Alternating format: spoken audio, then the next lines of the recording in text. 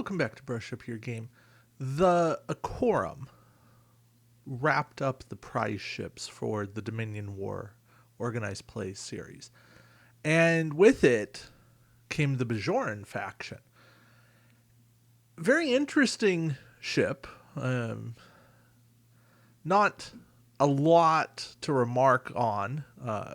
90 forward arc, no rear arc. 2232, not super impressive stats. Double crew, no weapon, no tech. And you kind of go, well, what's the point here? Really cool maneuver dial. 1 and 2 turns, 2 come about, all white. No red maneuvers on this dial whatsoever. Pretty good.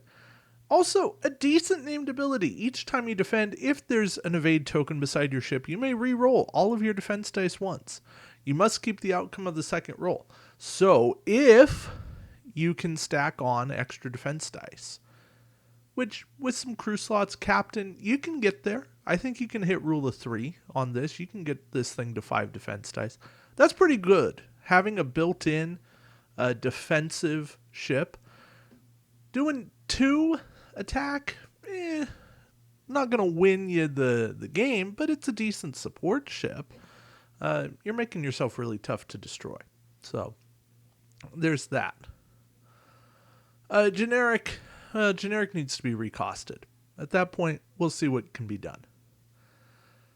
Now, the captain, Kira, this is a standout captain. Action, all of your other friendly ships within range 1 to 2 of your ship may immediately perform a target lock action as a free action if possible. Talk about combo enabling. She is combo enabling. She is giving you all the benefits you could ever ask for here. Because she's supporting a whole bunch of other ships. Decent skill, little pricey, 5-3, but the ability is worth the points you're paying for her. The talent slot, I'd take it or leave it. Given that she's playing a super support role, I don't need to do a lot with her talent slot. But if I can do anything to make her a little more defensive or a little more of a support captain, maybe throw on something like Wing Leader, something that's going to let a ship reroll in a different way or convert, add dice. I'm kind of thinking that that's her place here. Then we get Tanalos, another 5-3 talent slot captain. And Tana adds 1 additional tech icon to your ship's upgrade bar. One of the tech upgrades you purchase for Tanalos' ship costs exactly 3 squadron points, and it's placed face down besides his card. This upgrade cannot refer to a specific ship or class of ship. This upgrade remains face down until you decide to use it, and then it's turned face up for the rest of the game. It's a nice little discount. I'm not going to say it's the best thing ever, because most of the tech that's way more expensive is ship specific. But Tana does give a nice little discount, plus he's protecting a tech from being disabled at the start of the game. Having time tokens put on it at the start of the game. He is enabling those combos to exist. Plus he's bringing a tech slot where tech might not exist. So I like Tana. I think Tanalos is a viable captain still to this day. Is he the best? No. But he's playable. We get 2 talents. The first is Blockade. Action, discard this card. Target all friendly ships within range 1 of your ship. Target ships gain +1 attack die and +1 defense die this round. It's okay. In a swarm build, this can work. Even then, it's so expensive. It's 5 points. It's the action. It's 1 use. There's a lot not to like here. But those extra dice can really come in handy. And there's no discrimination on it. So Blockade really does support any kind of fleet you're using. I like it for those reasons. I think it's good in missions. And I think it's good in like scenario games where you're really trying to run a lot of ships, because the more ships you have, the more useful this is potentially. I am Kon Ma. is another action discard. But you target a ship at range 1 to 3, disable one upgrade of your choice on the target ship. See, these I'm just not a fan of. I'm discarding something to disable.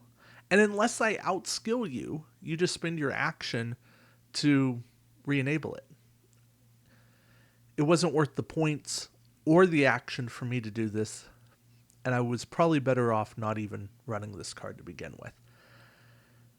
Add in the fact that this card can only be purchased for a Bajoran captain, and I think you're losing out on a lot of options. This card could have been a lot better, even if it had done 2 disables, that would have helped it. I do like the range on it. I like that it works through cloak, through shields. There's a lot of good, but is it really going to make a difference? Probably not. That being said, it can help the to rule Romulan cloaking device combo that's happening, because if you disable to rule, you're not getting the text on her, you're re-enabling, and unless you have the built-in bonus actions, which most Romulan ships do not, this can disrupt it. So might be worth a play, but it's one time. Is that going to make all the difference in your fleet? Probably not. Lenalis. You may disable Lenalis to prevent one of your crew upgrades or captain card from being disabled this round. Or you may discard Lenalis to prevent one of your crew upgrades or captain cards from being discarded this round. I really like Lenalis. I think this is a really good card. Very useful. Leonard McCoy, the mirror version of him, or the Kelvin version of him, has kind of surpassed Lenalis in terms of utility, because there's the disable to prevent the discard, so it's a little better, but he's a little more expensive. But Lenalis has a nice use. I think that Lenalis is a good part of the combo. McCoy's obviously better, but if you don't have access to the Kelvin faction pack, the Akorem's probably easier and cheaper to get a hold of. So if you're looking kind of for the diet version to have Captain re-enabling, Lenalis is the way to go here. And the last card in this pack is Dekanu. And Dekanu says, during the activation phase, you may discard this card to perform an additional action from your action bar as a free action. Pretty sure if Dekanu was redesigned today, he would cost 1 point. But yeah, that's my only qualms with him. I'm happy to get an extra action. I'm just not okay paying 2 points for it. So this pack, very heavy on discard to do something. That being said, I still really like the captains. I think that Tana and Kira are both very solid. And if you can get a hold of this pack, it's worthwhile. So, that all being said, check it out. Try it out. Make the judgments for yourself.